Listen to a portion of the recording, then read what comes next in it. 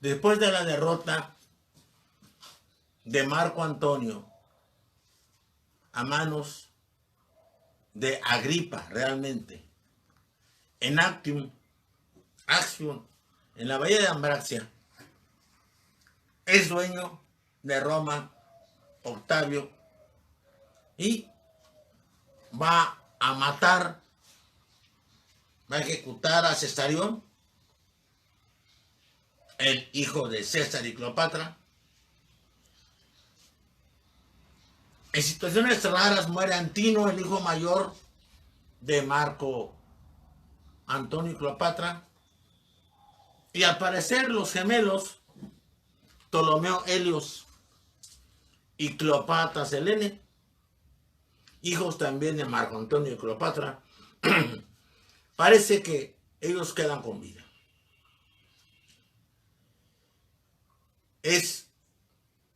Octavio llega a Roma y trae la paz. Renuncia a todos los cargos que no tenía el Senado y declara que todo el poder es del Senado. Declara que va a dedicarse a la vida privada.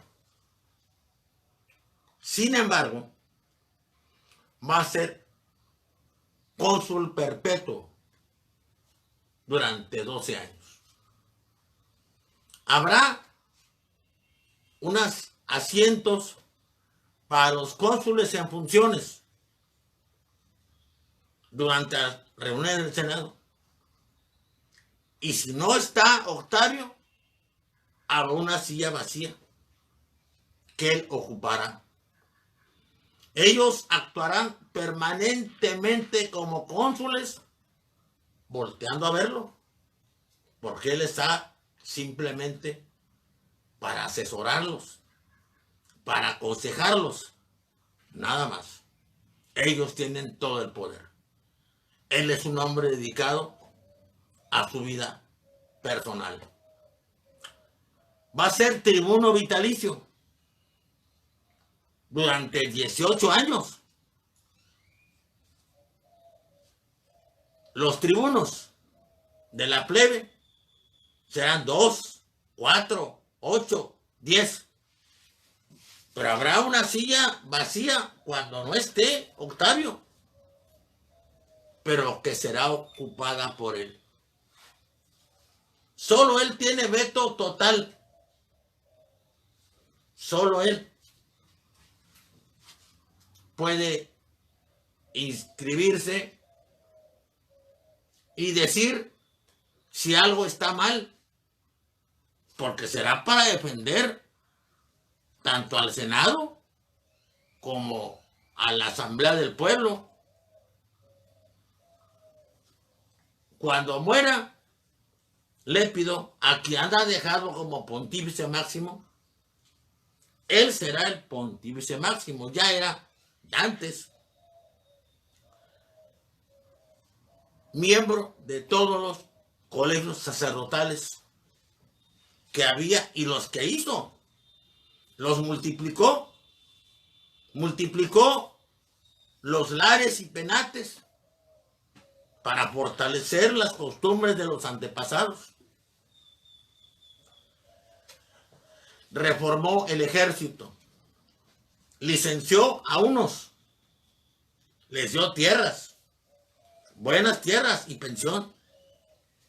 Cumplió lo que había prometido desde que supo el contenido del testamento de César. Las 3/4 partes de la inmensa fortuna de su padre adoptivo las entregó a los legionarios. 3 meses de sueldo. 3 meses de sueldo a los veteranos. 3 meses de sueldo a las viudas. 3 meses de sueldo a los lisiados. 3 meses de sueldo a los huérfanos. Y, como faltó, agregó de la inmensa fortuna personal que dejó a él las 3/4 partes. Licenció muchas legiones. Y las que estaban las preparó, las mejoró en sueldos, en vestimenta, en armamento, y mandó a las más confiables y a los militares más confiables a las zonas conflictivas de las fronteras, que eran todas. Y ahí escogió a los mejores comandantes para que estuvieran al frente. Pero, si observaba, creó un CISEN de su época. Si observaba que había inconformidad de los soldados, de los legionarios con el jefe, lo quitaba o lo cambiaba. Pero también, si observaba, si le decían que era demasiado el cariño que le tenían los soldados al jefe, lo quitaba o lo cambiaba. Es decir, había que cuidar dos cosas. La animadversión al jefe era problemática,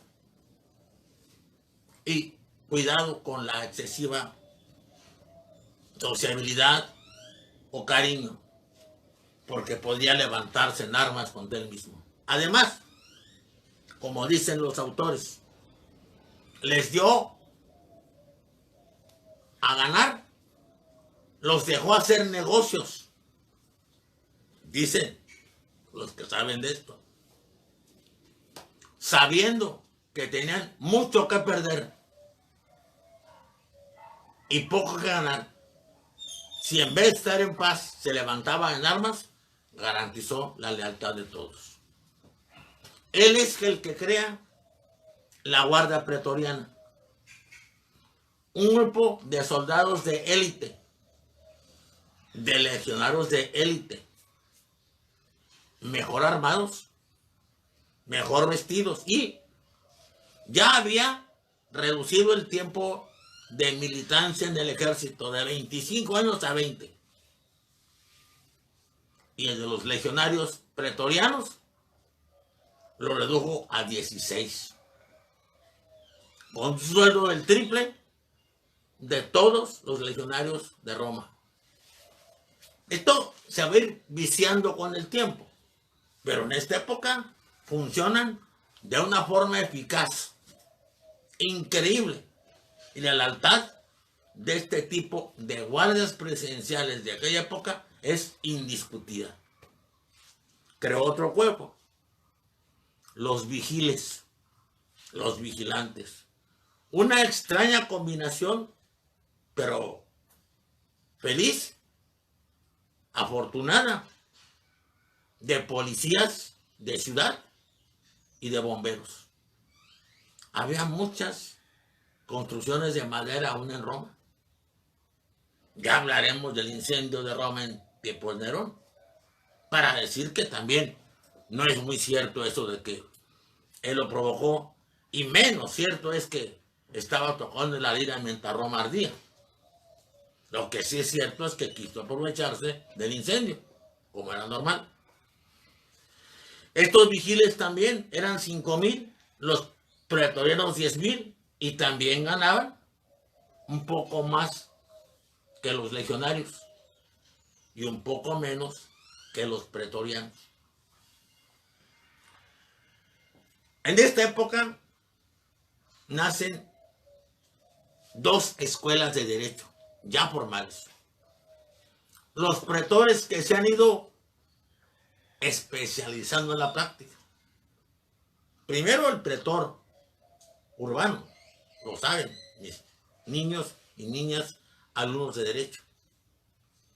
Y luego el pretor peregrino. Pero ahora hay pretores, abogados acusadores, hay abogados defensores, hay abogados magistrados, empieza a haber abogados jurisconsultos. Surge un grupo que se van a llamar los sabinianos. porque de una forma u otra, él ha formado esa escuela. Pero curiosamente se llama así por su mejor discípulo, Sabino. Esta escuela tiene proclividad a defender lo que serán los senados consultos y las constituciones imperiales. Es una nueva forma de ejercer el derecho. Pero al mismo tiempo, como en todo, surgirá otra escuela llamada los proculeyanos. Esta escuela fue formada por Antistio Laveón, pero también se llama curiosamente proculeyana por un discípulo de él llamado Próculo. Y esta escuela es una escuela, diríamos, contestataria, rebelde, que añora, que no se traga el cuento de que siguen viviendo tiempos de república, sino que cree que ya estamos en otra forma de gobierno, que es el imperio, y quiere que el derecho siga las normas que se siguieron durante la república. Surge una ley que va a tener modificaciones diversas, la ley Fufia Canina de las manumisiones. Empiezan a ser restringidas. La manumisión es la libertad de los esclavos. ¿Por qué manumisión? Porque el dueño del esclavo tiene la mano encima. Dicho esto en forma figurativa, pero es real.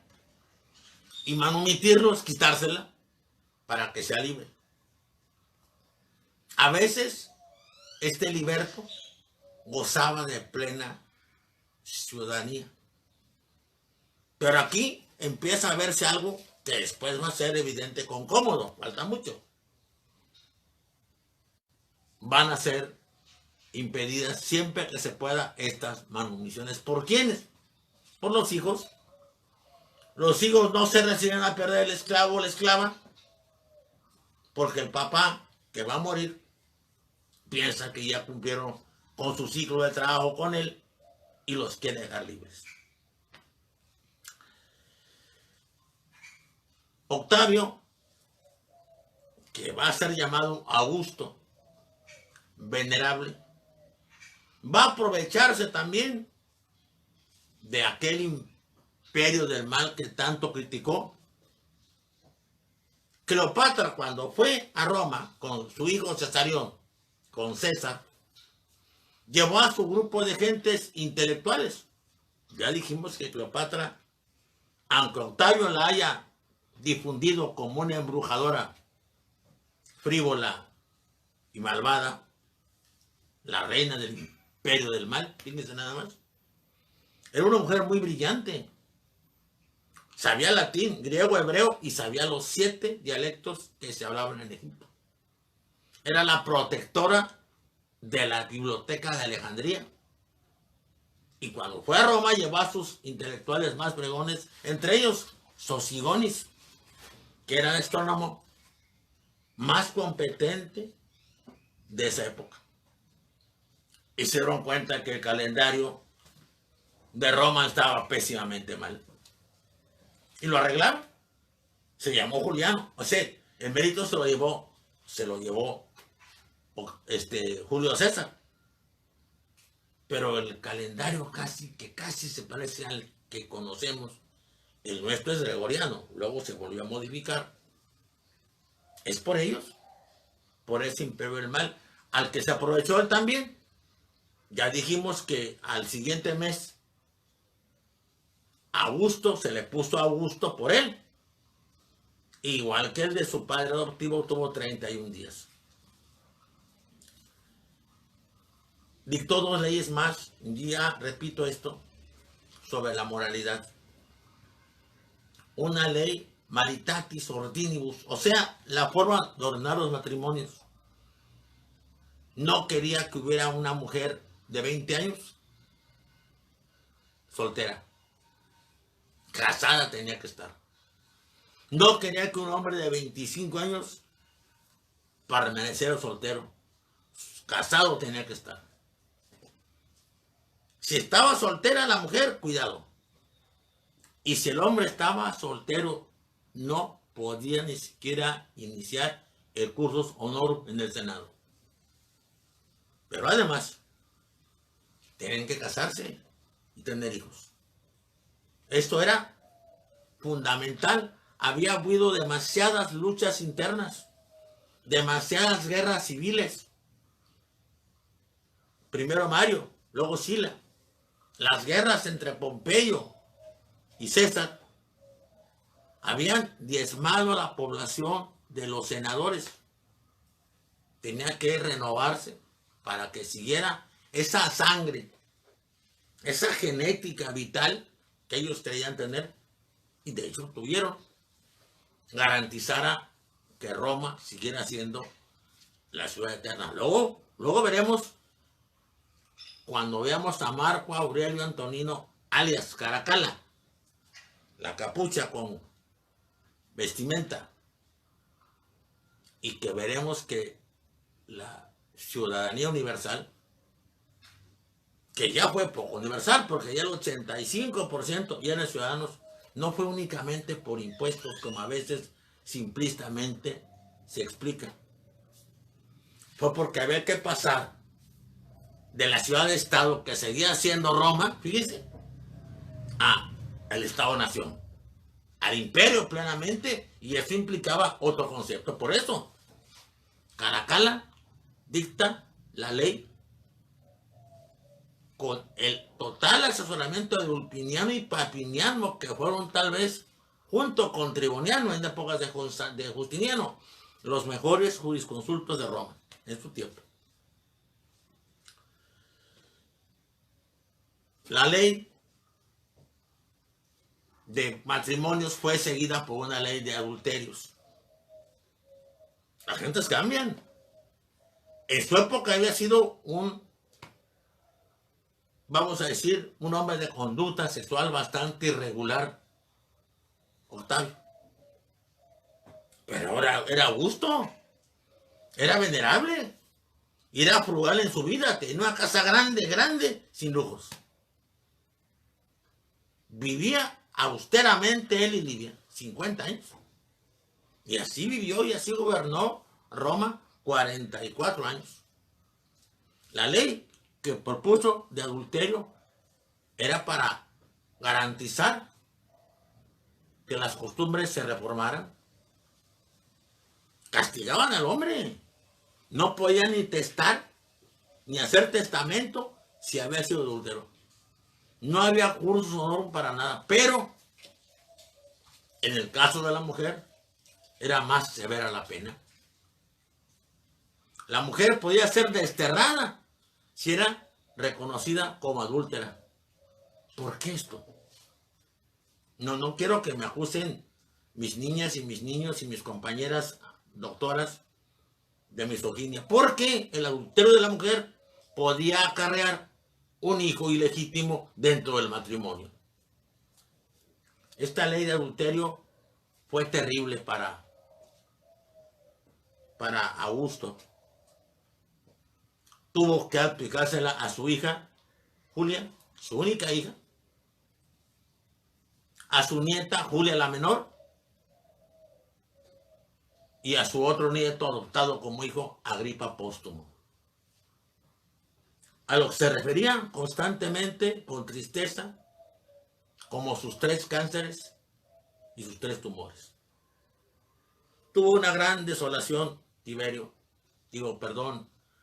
Augusto, al fin de su reinado casi. La costumbre de tener hijos de vasallos educados en Roma servía para el control político. Pero uno de ellos, Arminio, un querusco, que se formó en Roma y que fue como segundo de a bordo de Publio Quintilio Varro a Germania, aprovechó los conocimientos adquiridos en Roma para armar una emboscada feroz, terrible, que hizo que Roma perdiera 3 legiones. 3 legiones que dolieron terriblemente y que interrumpieron abruptamente los años de Pax Augusta. Dicen que se dejó la barba, dicen que lloraba, dicen que clamaba y que decía: Varo, Varo, Varo, devuélveme mis legiones. Habría que, antes de concluir con Augusto, y los invito a la próxima plática, hablar del siglo de Augusto. Vamos a hablar de Cicerón, vamos a hablar de Tito Livio, vamos a hablar de Publio Virgilio Marón, vamos a hablar de Horacio, vamos a hablar de un autor encantador y peligroso, Publio Virgilio Nasón, el de, fíjense nada más que obras, Las Heroídas, El arte de amar, que no tiene nada que ver con el Efrón, un manual práctico del adulterio, y 2 obras, Las Pónticas y Las Tristes, con las que quiso que lo perdonara el emperador, que nunca lo perdonó. Augusto fue un gran emperador, aunque nunca quiso que se le llamara tal, y selló una forma de gobierno que hizo parecer que iba a ser eterno, pero que sin embargo duró mucho tiempo. Tuvo tiempo, 44 años de gobierno. En general, excelente. Vamos a seguir con el siglo de Augusto en lo intelectual, el brillo de Roma, de la gran Roma. Vamos a iniciarnos con el gobierno de ese hijastro extraño, en algunos puntos excelente, en otros terriblemente negativo, que se llamó Tiberio. Gracias a todos, cuídense mucho. Dios los bendiga.